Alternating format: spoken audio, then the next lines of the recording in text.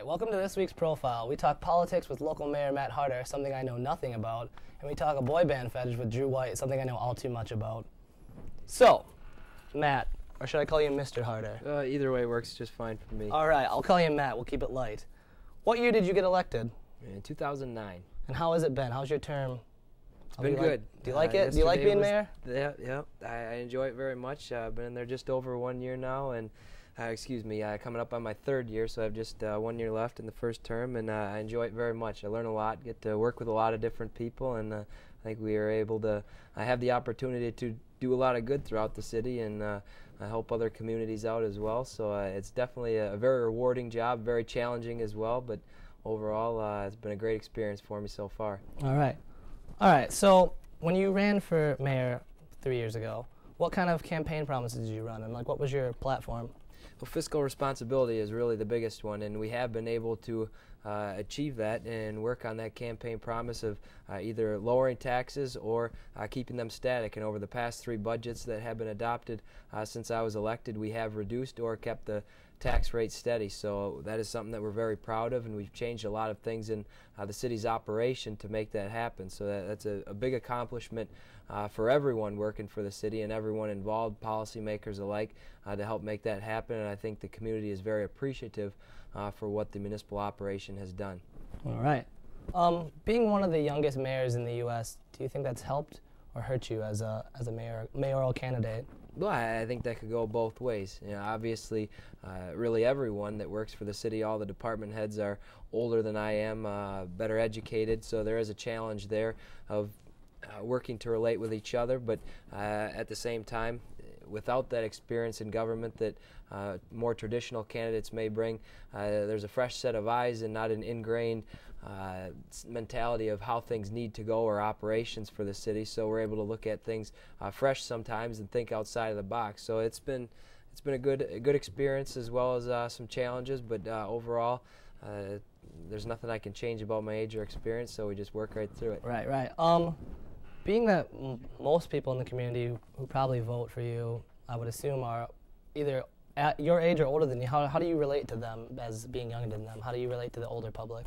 Well, just like anyone else, we all face the same challenges here in the city, and as I said, fiscal responsibility is something that is a high priority for us right now, so anyone can relate to that, whether you're a renter paying rent to a landlord who pays taxes, so your rent goes up and down depending on what taxes are, whether you're a property owner or anyone living here in the city.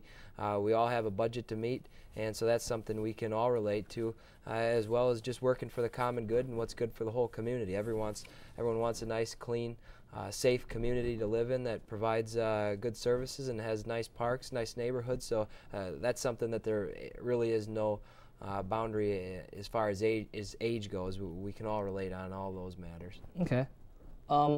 A burning question I have as a resident is, why don't we recycle cardboard and paper like we do tin and glass and certain other recyclables? The city does recycle paper. Cardboard, we recently started adopting started recycling plastic. Cardboard is something that we do not recycle yet, and that is only because the cardboard gets burned in a waste-to-energy facility, which is located here in the city of La Crosse. So it still is being reused and recycled in that matter, that it is put to use in a waste-to-energy facility.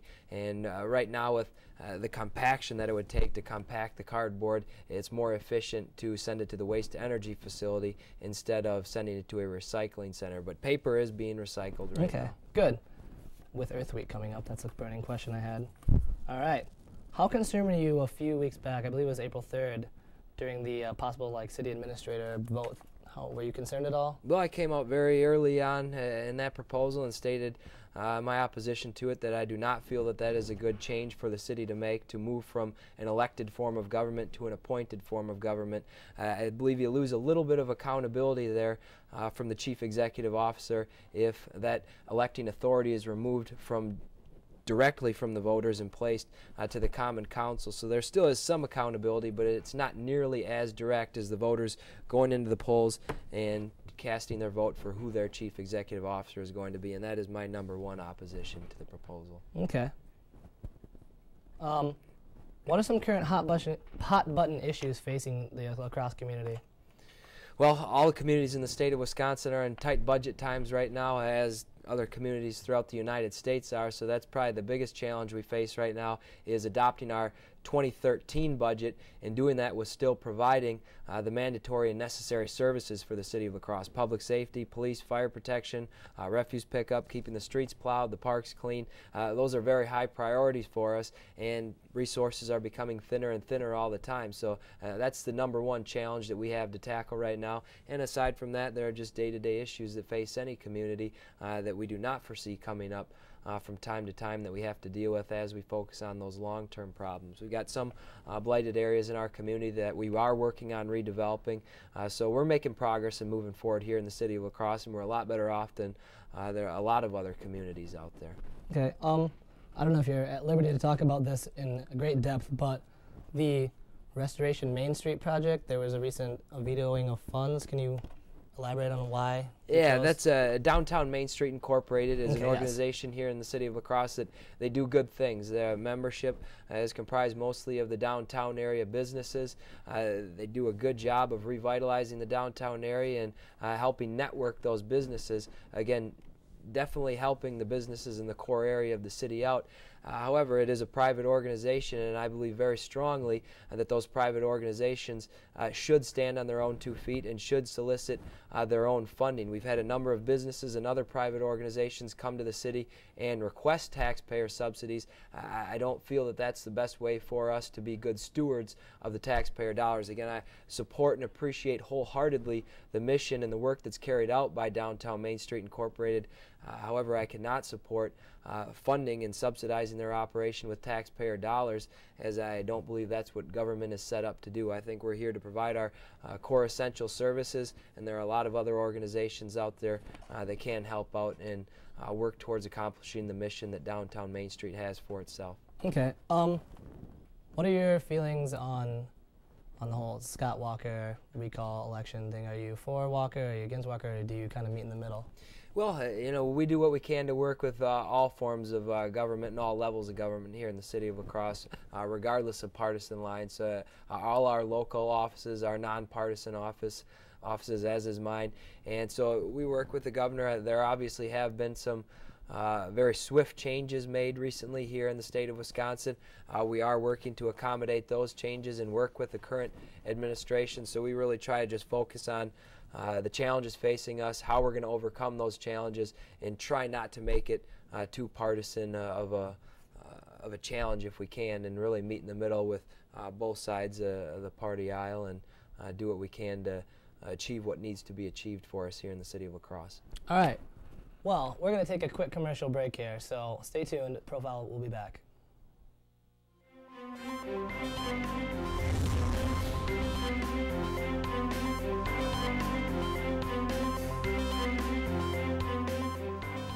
Fact: University of Wisconsin-La Crosse is ranked the #2 college in the Midwest.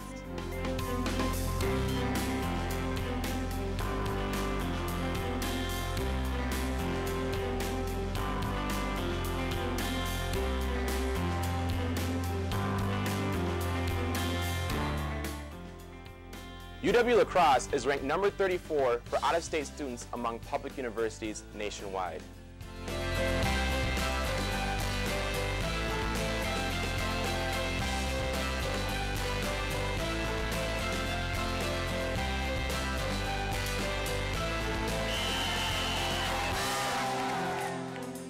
UW-La Crosse is ranked as one of the most military-friendly schools in the nation.